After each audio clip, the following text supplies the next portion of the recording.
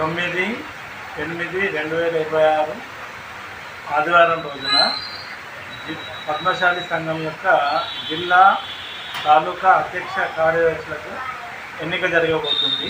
దానికి సంబంధించిన ఏర్పాట్లన్నీ దాదాపుగా పూర్తయినాయి.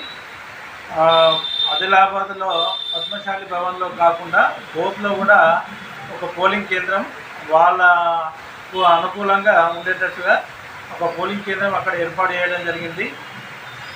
ఇట్టి ఎన్నికకు అభ్యర్థులు మరియు ఓట్లు వేసేవారు నిదానంగా వచ్చి నెమ్మదిగా ఓటింగ్ సరళిలో పాల్గొని విజయవంతం చేయగలరని మనకి.